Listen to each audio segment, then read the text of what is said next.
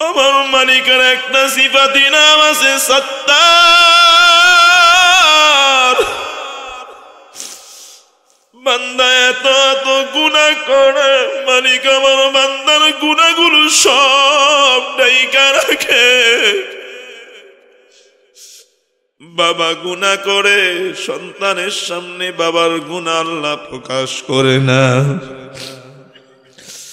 মা গুনাহ করে, মেয়ের সামনে আল্লাহ মায়ের গুনাহ প্রকাশ করে না।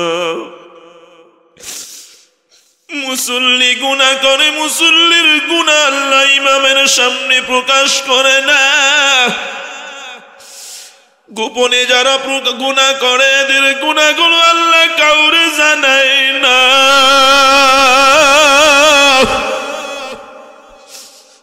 বক্তা গুনাহ করে, আল্লাহ চাইলে তো সবার সামনে গুনাহটা প্রকাশ করে দিতে পারতো।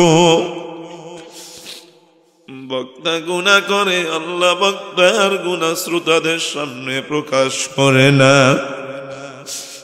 আমার মালিক কত দয়ার মাওলা,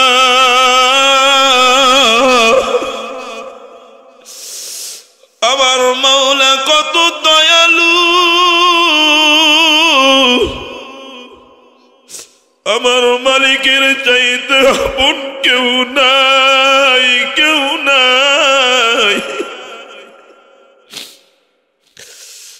আমার মালিকের মতো এত মহাব্বত আর কেউ করে না, করতেও পারে না। কথা বলেন ঠিক কিনা? হাজারো গুনাহ করার পর মালিক নাইকা কয় রে গোলাম,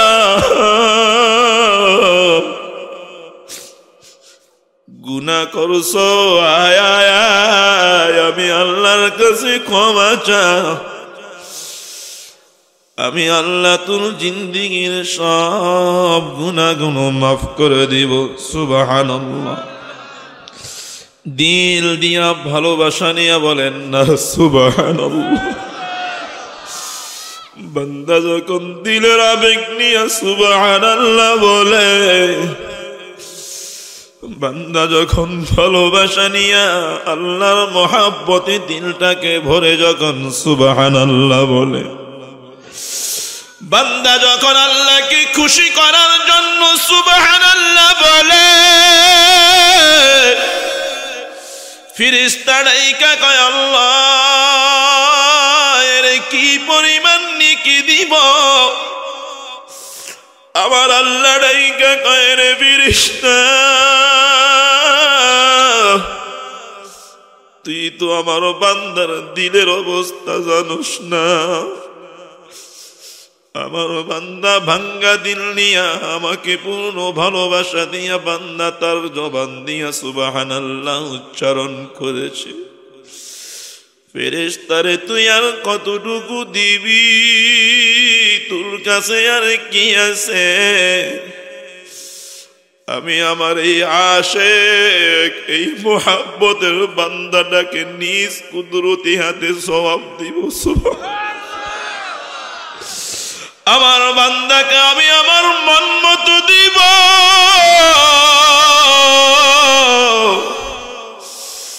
আমার বান্দা আবেগপূর্ণ দিল নিয়ে আমি মাওলারে ডাকে। দেখবেন কোন সন্তান যদি ভালোবাসা নিয়ে আম্মুকে আম্মু বলে ডাকে, মা সন্তানকে বুকে জড়ায়া নেয়। ঠিক নি বলেন?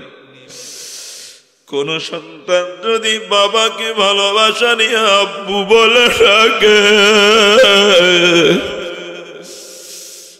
বাবা সন্তানকে আদর করে, বুকের সাথে লাগায়।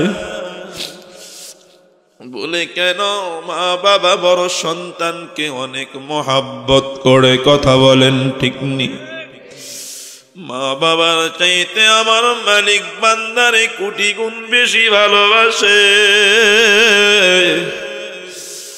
আবার কোন ইমানদার বান্দা বান্দি যদি মাওলারে আল্লাহ বলে ডাকে,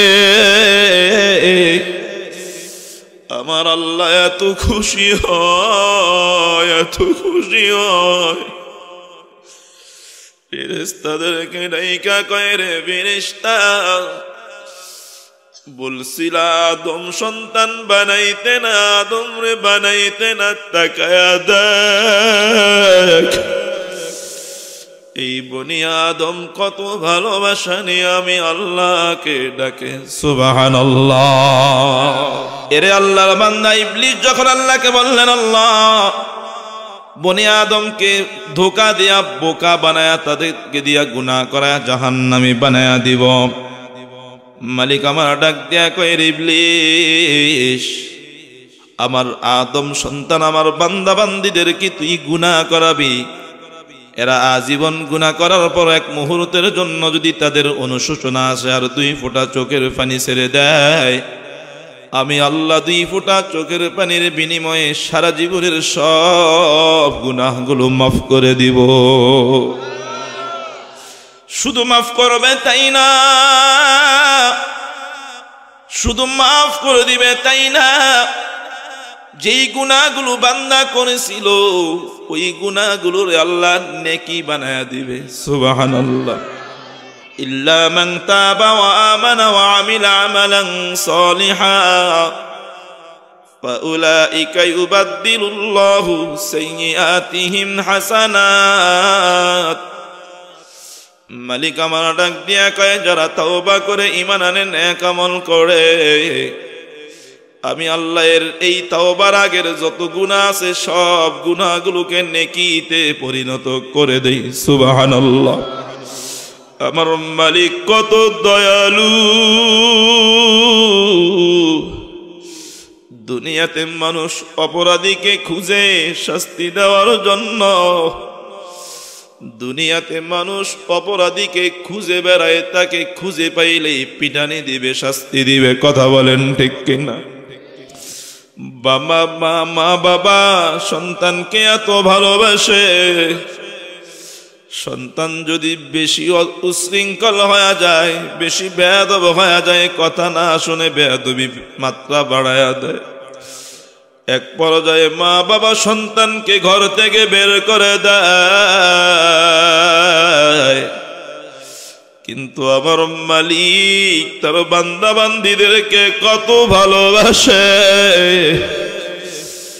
নবী হাদিসে পাকের ভিতরে বলেন, ইন্নাল্লাহা ইয়াবসুতু ইয়াদাহু বিল-লাইলি লিয়াতুবা মুসিউন নাহার ওয়া ইয়াবসুতু ইয়াদাহু বিন-নাহারি লিয়াতুবা মুসিউল লাইল। আল্লাহ তাআলা রাতের বেলা আল্লাহর কুদরতি হাতটা বাড়ায়া দিয়া ডাকতে থাকে, বান্দা আয় আয় আয়। দিনের বেলা যারা গুনাহ করছো, দিনের বেলা যারা গুনাহ করছো, হয়তো রাত্রে শুইতে গিয়ে তোমার মনে পড়ছে, হায় আমি তো অনেক বড় অন্যায় করে ফেলছি। তোমার ভিতরে এই অনুশোচনা আসলে হয়তো তুমি অনুতপ্ত হয়ে মাপ চাইবা। তুমি যেন তাওবা কইরা তাওবান তোমার নসিব হয়, তুমি যেন গুনাহ থেকে মাপ পাও। এজন্য আল্লাহ দিনে যারা গুনাহ করে রাতে তাদেরকে ক্ষমা করার জন্য কুদরতি হাতটা বাড়ায়া দেয়। সুবহানাল্লাহ। রাতের বেলা শুইতে গিয়া যারা গুনাহ করে, এই জামানায় রাতের বেলা কত গুনাহ আমরা করি। আমরা যারা স্মার্টফোন চালাই, কি বক্তা, কি মুহতামিম, কি হেফজখানার হুজুর, কি নুরানির হুজুর, কি মাস্টার, কি ছাত্র, কি যুবক, কি যুবতী, রাত্রেবেলা নির্জন যখন স্মার্ট মোবাইলটা খুইলা কে কত ধরনের গুনাহ করে। আল্লাহ আমার আল্লাহ বান্দারে ডাক দিয়া কয়, বান্দারে তুই ভাবছো তুই রুমের ভিতরে একা, তোরে আর কেউ দেখে না। তোমার রুমে তুমি একা যা ইচ্ছা তা দেখতে পারো। তোমার রুমে তুমি একা যা ইচ্ছা তা করতে পারো। বান্দা তুমি ভাবছো তোমার রুমে তোমার মা নাই, তোমার রুমে তোমার বাবা নাই। এরে তুমি ভাবছো তোমার রুমে তোমার ভাই নাই, তোমার রুমে তোমার বোন নাই। কেমন যেন আল্লাহ আমারে ডাইকা কয়ে নূর হুসাইন,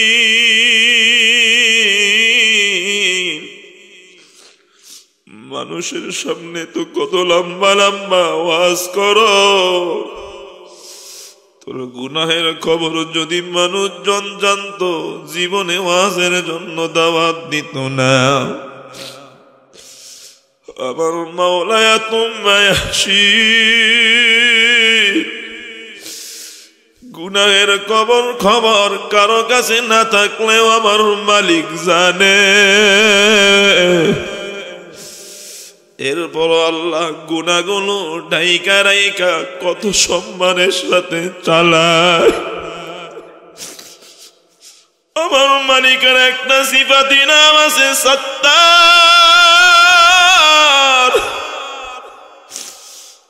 বান্দা এত এত গুনাহ করে, মালিক আমার বান্দার গুনাহগুলো সব ডাইকা রাখে। বাবা গুনাহ করে সন্তানের সামনে বাবার গুনাহ আল্লাহ প্রকাশ করে না, মা গুনাহ করে মেয়ের সামনে আল্লাহ মায়ের গুনাহ প্রকাশ করে না। মুসল্লি গুনাহ করে মুসল্লির গুনাহ আল্লাহ ইমামের সামনে প্রকাশ করে না। গোপনে যারা গুনাহ করে এদের গুনাহগুলো আল্লাহ কাউরে জানায় না।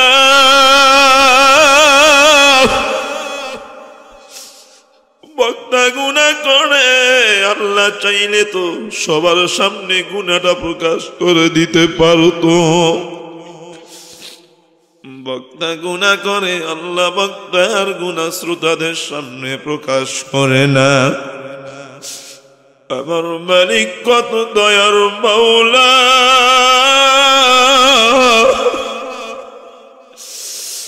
আমার মাওলা কত দয়ালু, আমার মালিকের চাইতে আপন কেউ নাই, কেউ নাই। আমার মালিকের মতো এত মহাব্বত আর কেউ করে না, করতেও পারে না। কথা বলেন ঠিক কিনা? হাজারো গুনাহ করার পর মালিক নাইকা কয় রে গোলাম, গুনাহ করছো, আয় আয় আয় আমি আল্লাহর কাছে ক্ষমা চা। আমি আল্লাহ তোর জিন্দেগীর সব গুনাহগুলো মাফ করে দিব। সুবহানাল্লাহ। দিল দিয়া ভালোবাসা নিয়ে বলেন না সুবহানাল্লাহ। বান্দা যখন দিলের আবেগ নিয়ে সুবহানাল্লাহ বলে, বান্দা যখন ভালোবাসা নিয়ে আল্লাহর মহাব্বতে দিলটাকে ভরে যখন সুবহানাল্লাহ বলে, বান্দা যখন আল্লাহকে খুশি করার জন্য সুবহানাল্লাহ বলে, ফেরেশতা ডাইকা কয় আল্লাহ এর কি পরিমাণ নেকি দিব। আমার আল্লাহ ডাইকা কয় রে ফেরেশতা, তুই তো আমার বান্দার দিলের অবস্থা জানোস না।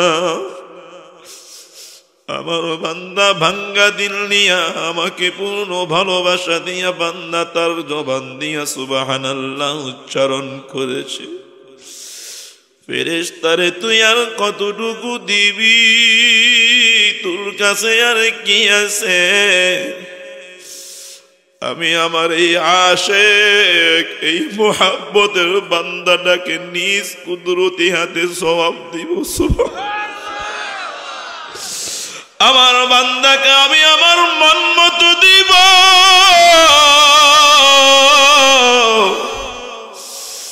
আমার বান্দা আবেগপূর্ণ দিল নিয়ে আমি মাওলারে ডাকে। দেখবেন কোন সন্তান যদি ভালোবাসা নিয়ে আম্মুকে আম্মু বলে ডাকে, মা সন্তানকে বুকে জড়ায় নেয়, ঠিক নি বলেন? কোন সন্তান যদি বাবাকে ভালোবাসা নিয়ে আব্বু বলে ডাকে, বাবা সন্তানকে আদর করে, বুকের সাথে লাগায়, বলে কেন মা বাবা বড় সন্তানকে অনেক মহাব্বত করে, কথা বলেন ঠিক নি? মা বাবার চাইতে আমার মালিক বান্দারে কোটি গুণ বেশি ভালোবাসে। আবার কোন ইমানদার বান্দা বান্দি যদি মাওলারে আল্লাহ বলে ডাকে, আমার আল্লাহ এত খুশি হয়, এত খুশি হয়, ফেরেশতাদেরকে ডাইকা কয়, রে ফেরেশতা, বলছিলা আদম সন্তান বানাইতে না, আদম রে বানাইতে না, তাকায়া দেখ এই বনি আদম কত ভালোবাসা নিয়ে আমি আল্লাহকে ডাকে। সুবহানাল্লাহ। আমাদের সবচাইতে আপন কে? আওয়াজ দিয়া বলেন না কে? আল্লাহ যে আমাদের আপন, এটা কি আমরা আমাদের কর্মে প্রকাশ করতে পারিনি? না না না, পারি না। আমার মাওলার হুকুম আমি মানতে পারি না। আমার মাওলা আমার মাবুদের সাথে আমার দিলের সম্পর্ক নাই। এরে আল্লাহর বান্দা, যেই মালিক আমাদেরকে বানাইলো, ওই মালিকের নাফরমানি করি,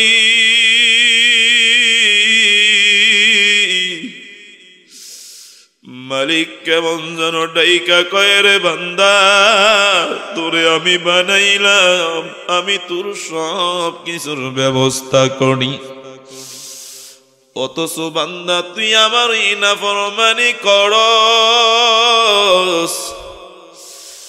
এরে বান্দা, আজকে থেকে এখান থেকে খাটি দিলে ওয়াদা করব আর কখনো গুনাহ করব না। রাজি তো ইনশাআল্লাহ? আল্লাহ, এই মজলিস থেকে আমরা বয়ানের শুরুতেই তওবা করলাম, আর গুনাহ করব না, মাফ করে দেন, বলেন আমিন। জীবনে যত গুনাহ করছি, ইচ্ছায় অনিচ্ছায়, গোপনে প্রকাশ্যে, আধারে অন্ধকারে, আলোতে, জনসম্মুখে নির্জনে, ছোট বড় সব গুনাহ থেকে তওবা করলাম গো মালিক। এমনও তো হতে পারে কালকে আমি লাশ হয়ে শুয়ে যাব, কথা বলেন ঠিক কিনা? আল্লাহ আমাদের সকলকে বুঝ দান করেন, জোরে বলেন আমিন। আমরা আর কবে বুঝবো বলেন? এখন যদি জিজ্ঞেস করি, ভাই এখানে যারা আসছি সবাই কি এশার নামাজ পড়ছি? হাত তো উঠানো ঠিক হবে না। আসলে প্রত্যেকে নিজেরই নিজে জিজ্ঞেস করি, আজকে যে এখানে মাহফিলে আসছি এশার নামাজটা কি পড়ছি? নিজেরই নিজে জিজ্ঞেস করি, আজকে ফজর থেকে নিয়ে এশা পর্যন্ত, ফজর, জোহর, আসর, মাগরিব, এশা 5 ওয়াক্ত নামাজ কি আমার হয়েছিল? তো হিসাবটা মিলাই না, তখনই তো বুঝতে পারবো আসলে আমি কবরের জন্য কতটুকু প্রস্তুতি গ্রহণ করতেছি, কথা বলেন ঠিক কিনা? আরে দুনিয়াতে মানুষ কয়দিন বাঁচেও, এই কয়দিন থাকার জন্য মানুষ কত মেহনত করে, 24 ঘন্টার 18 ঘন্টা, 17 ঘন্টা, 16 ঘন্টা মেহনত করে কিনা? কথা কয় না কেন? দুনিয়াতে স্ত্রী সন্তান আপনজনদেরকে নিয়ে একটু ভালো মন্দ খাবে, ভালো জায়গায় থাকবে, ভালো পোশাক পরিধান করবে, কিছু অর্থ সম্পদের মালিক হবে, তাই না? দুনিয়াতে অল্প কয়েকদিনের জন্য যদি এত ব্যবস্থাপনা, এত মেহনত, এত সময় দিতে হয়। গতকালকে বলেছিলাম আমাদের হায়াতের জিন্দেগির শুরু আছে আর কি নাই? ওয়াজ মনে আছে আপনাদের? গতকালকে যারা আসেন নাই তারা তো ওয়াজটা পাইলেন না, যে হায়াতের শুরু হবে, রুহের জগৎ থেকে আমাদের হায়াতের শুরু। ওখান থেকে আমরা মায়ের গর্ভে, মাতৃগর্ভ থেকে দুনিয়ায়, দুনিয়া থেকে কবরে, কবর থেকে হাসরে, এরপর জান্নাত জাহান্নাম। ঠিক কিনা বলেন?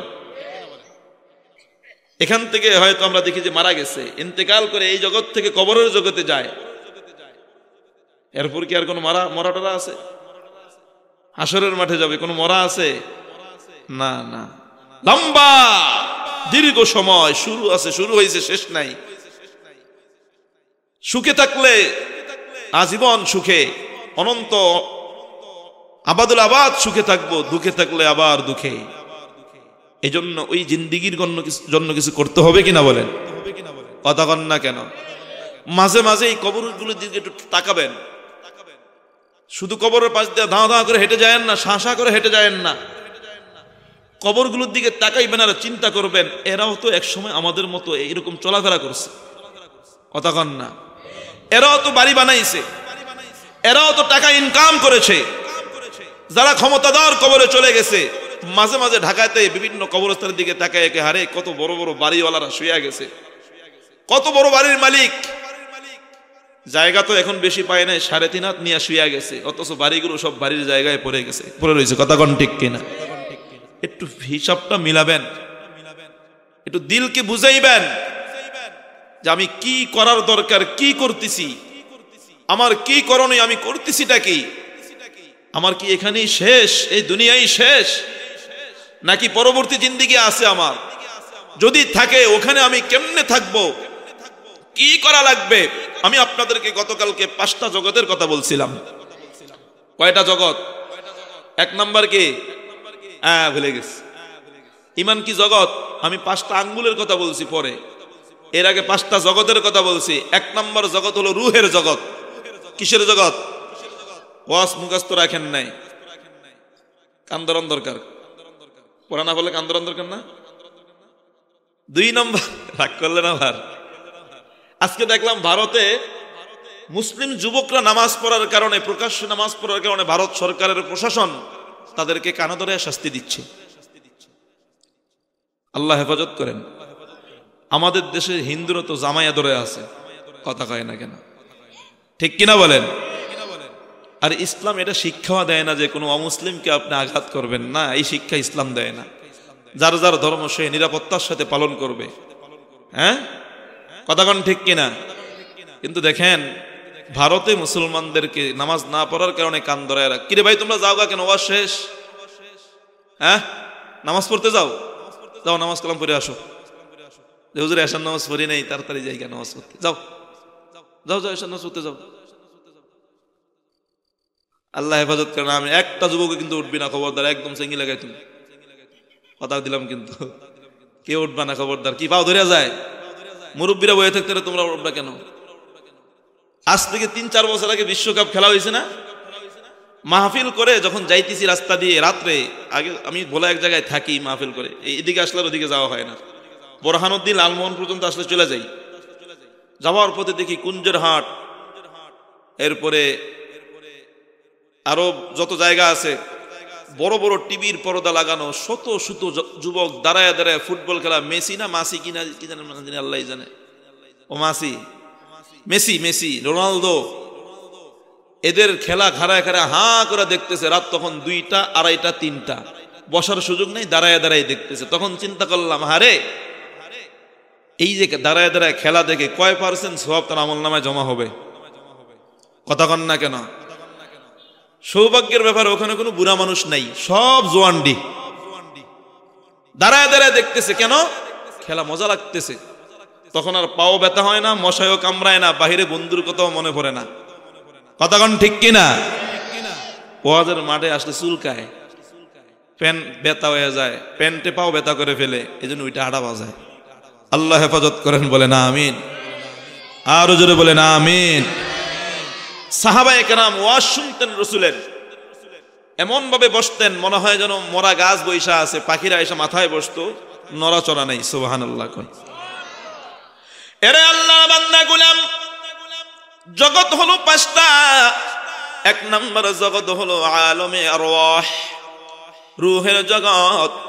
2 নম্বর হলো আলমে আরহাম, মায়ের গর্ভের জগৎ। 3 নম্বর জগৎ হলো আলমে দুনিয়া, দুনিয়ার জীবন। 4 নম্বর জগৎ হলো আলমে বারজাখ, কবর জগৎ। 5 নম্বর জগতের নাম হলো আলমে হাসর, হাসর জগৎ। দুনিয়ার আগে 2টা, দুনিয়ার পরে 2টা, দুনিয়াটা মাঝখানে। রূহের জগতে আমাদের জন্য কোনো করণীয় ছিল না। মায়ের গর্ভের জগতে আমাদের জন্য, এই বাচ্চারা কথা কও কেন, মায়ের জগতে আমাদের জন্য কোনো করণীয় ছিল না। কবরের জগতে আমাদের কিছু করণীয় থাকবে না। হাসরের ময়দানও আমাদের কিছুই করার থাকবে না। কোনো নেক আমল, কোনো কাজকর্ম করার থাকবে না। যা কিছু করার সব কিছু করতে হবে কোথায়? কথা কয় না, কোথায়? এই দুনিয়াতে যা করব, মাটির উপরে আমার আমল যেমন হবে, মাটির উপরে আমার আচরণ যেমন হবে, মাটির নিচে যাওয়ার পর আমার সাথে তেমন ব্যবহার হবে। কথা বলেন ঠিক কিনা? এরে আল্লাহর বান্দা গোলাম, বলছিলাম গতকালকের ওয়াজ একটু না টানলে বুঝবেন না। গতকালকের ওয়াজ একটু টেনে বুঝাইতে হবে, না হয় ওয়াজ বুঝবেন না। অনেক নতুন ভাইরা আসছেন যারা ওয়াজের আগামাত পাইবেন না। গতকালকে বলছিলাম আল্লাহ তাআলা আমাদেরকে জান্নাত থেকে নিচে নামায়া দিয়েছেন। আল্লাহ বলেছেন কুল্লাহবিতু মিনহা জামিআ, তোমরা সবাই জান্নাত থেকে নিচে নেমে যাও। এটা বুঝাইতে গিয়া বলছিলাম কেউ যদি নিচে নেমে যায়, নিচে নেমে পড়ে, কূপের ভিতরে পড়ে যায়, সেখান থেকে উঠানের মাধ্যম হলো রশি। কে? কথা বলেন কে? আল্লাহ সেটাই বলেন ওয়াতাসিমু বিহাবলিল্লাহি জামিআ। এ ঈমানদারেরা, এ মুমিনরা, এ মানুষেরা, তোমরা আল্লাহর রশিকে মজবুতের সাথে ধরো। এরে আল্লাহর বান্দা বুঝাইতে গিয়া বুঝাইতেছিলাম রশি যে 1 নম্বর হলো ওই লোকটাকে উঠাইতে হলে রশি ছাড়তে হবে। 2 নম্বর বলছিলাম রশিটা মজবুত হতে হবে। 3 নম্বর বলছিলাম রশিটা মজবুতির সাথে ধরতে হবে। 4 নম্বর বলছিলাম যিনি রশি ছাড়ছেন তিনি টান দিতে হবে। কথা বলেন ঠিক কিনা?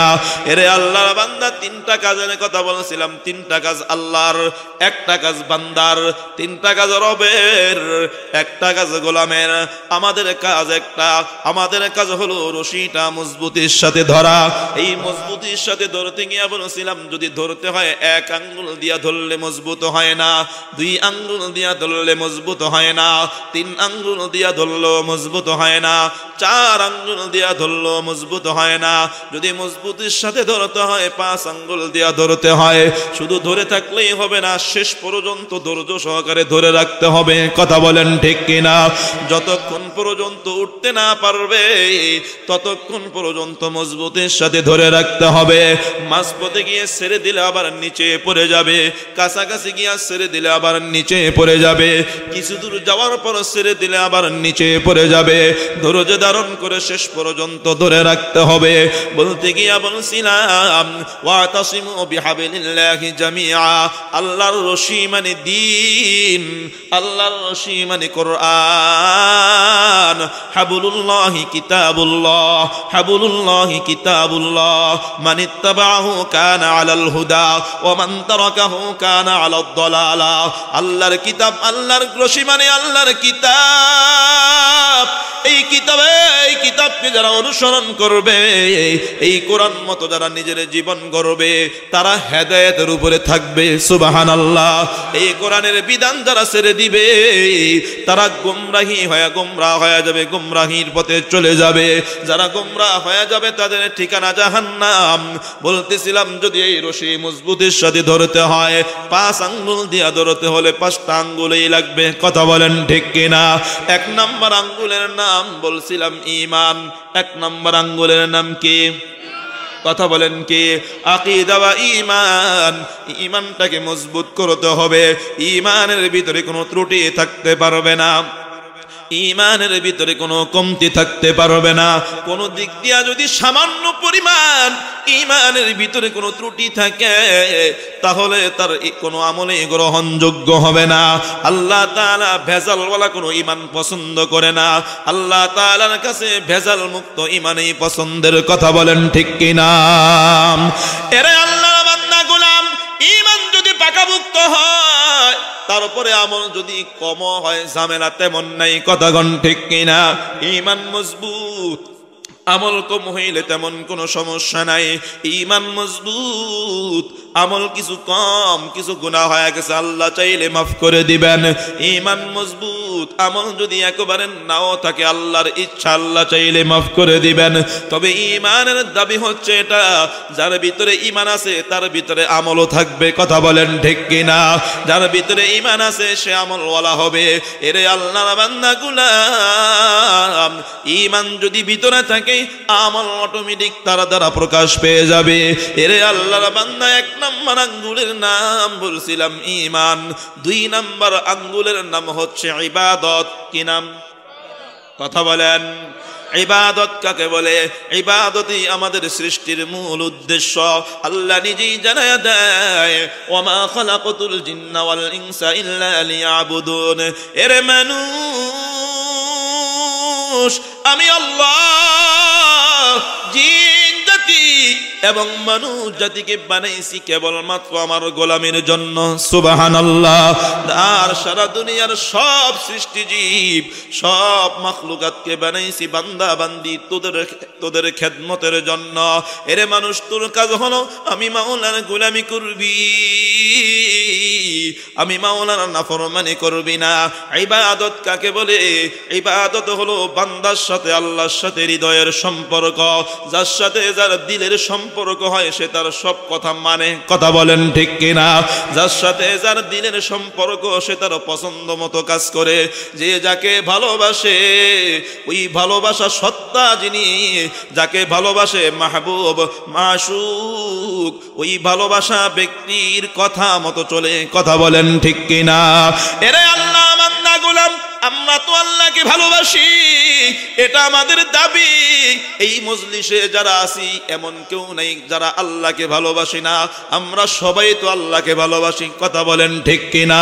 নারে তাকবীর, নারে তাকবীর। দেখি তো আল্লাহকে সবচেয়ে বেশি ভালোবাসি কে কে? স্লোগান দেন না, নারে তাকবীর। আল্লাহ কবুল করেন, বলেন আমিন। এই ভালোবাসার দাবি যেন সত্যি হয়।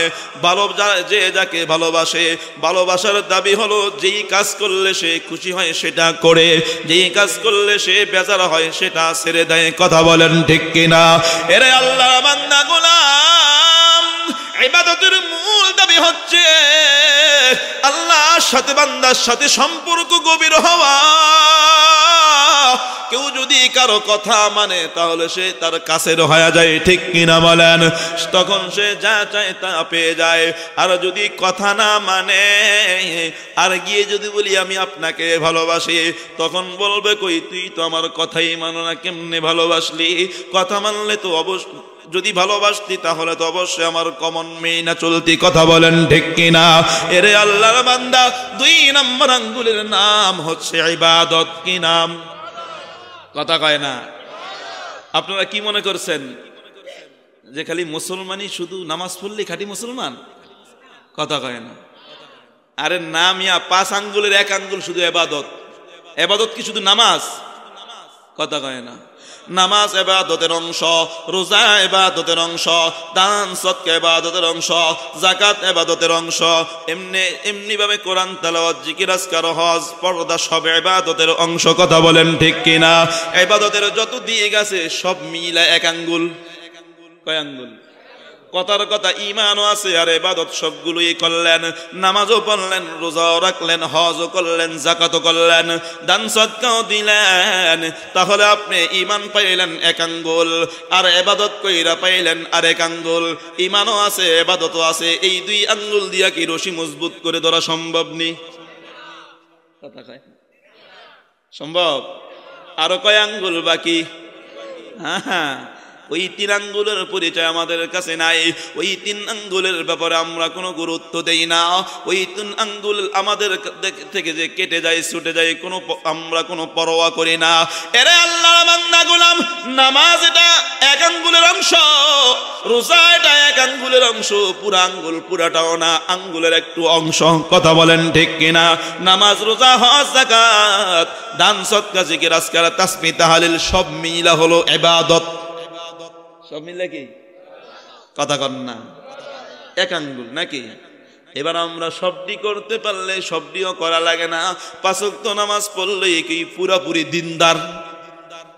হ্যাঁ, এত সহজ। তাহলে 5 ওয়াক্ত নামাজ পড়লেও যদি পুরাপুরি দিনদার না হয়, তাহলে যে নামাজ পড়ে না তাকে কি বলবেন? হ্যাঁ, নামাজ পড়ে না কারাও? নামাজ পড়ে না কারা? এক ছাত্র এক উস্তাদ তার ছাত্রকে ক্লাসের ভিতরে প্রশ্ন করে, বাবা রে, তোকে এত কষ্ট করে এত বছর ধরে পড়াশোনা করাইলাম, এত বছর তোরে আমি ইলম শিখাইলাম, বাবা জবাব দে, দুনিয়াতে নামাজ পড়ে না কারা? আপনারা কি বলেন, কারা পড়ে না? ছাত্রটা মাথাটা নিচের দিকে দিয়া দিছে। কতক্ষণ চিন্তা ফিকির করার পর এবার ছাত্রটা মাথাটা উপরের দিকে উঠায়া ডাক দিয়া কয়, ওস্তাদ, প্রশ্ন করেছেন অনেকক্ষণ পর্যন্ত চিন্তা ফিকির করলাম। এরে আল্লাহর বান্দা, প্রশ্ন করলে চিন্তা ফিকির করেই জবাব দেওয়া লাগে। কথা বলেন ঠিক কিনা? আমাদের সমাজে দেখা যায় কেউ যদি হুজুরের মাসলা জিগায়, হুজুর মাসলা কওয়ার আগে মুখ থেকে কেড়ে নিয়ে মুসল্লিরাই মাসলা শুনাইয়া দেয়। কথা কোন ঠিক কিনা? আমরা রাগ করলেন আমার কথায়? মাঝে মাঝে মুড়ুর মুড়ুর হাসি যে মাসলা জিগাইলো আমারে, আর মুসল্লি ঠুস করে কয় জায়েজ আছে না, জায়েজ নেই। কথা কন না কেন? তার মানে বুঝা গেল সবাই মুফতি। দাওরা হাদিস পড়ছি, তখনও মাসলা দেওয়ার ভয়াবহতা বুঝি নাই। যখন ইফতায়ে দারুল ইফতায়ে ভর্তি হয়েছি, উসুলে ইফতা পড়ছি, তখন বুঝছি মাসলা চাইলেই দিতে হয় না, সময় নিতে হয়। যোগ্য লোক যারা তারা ঠুস কইরা মাসলা দেয় না, ভারী লোক যারা তারা ঠুসটাস কথা বলে না। ঠিক কিনা বলেন? দুনিয়াতে দেখবেন অনেক মানুষ এই মুখের কারণে, জবানের কারণে, চাপার কারণে মাইর খায়। কথা কন না? মাইর খায় না? মুখ আগে চলে, এরা জিগে না, এরপরে কথা কয়। কথা কন ঠিক কিনা? অনেক বউরা আছে না, স্বামীর হাতের মাইরে খায়। কি লিগা? খালি সাফার লিগা। কি লিগা? কথা কন না? এই মুখের লিগা, খালি ফটর ফটর ফটর ফটর করে। দেখবেন কিছু লোক এমন সাহায্য নেবে, খালি ফটর ফটর করে, এরে কেউ জিগায়ও না। এই ওই দলের বিরুদ্ধে কয়, ওটার বিরুদ্ধে কয়, ওটার বিরুদ্ধে কয়, তো জাগো বিরুদ্ধে ফেরে না, কি লাই? কথা কন না কেন? এরে আল্লাহর বান্দা গোলাম, না না না, নবী ডাক দিয়া কয়, মান কানা ইউমিনু বিল্লাহি ওয়াল ইয়াউমিল আখির ফালইয়াকুল খায়রান আও লিয়াসমুত। যে ব্যক্তি আল্লাহর প্রতি ঈমান রাখে, আখিরাতকে বিশ্বাস করে, তার কাজ হলো কথা কম কবে। যদি কথা বলতে হয় তাহলে ভালো কথা বলবে, আর ভালো কথা যদি তার জানা না থাকে তাহলে চুপচাপ থাকবে।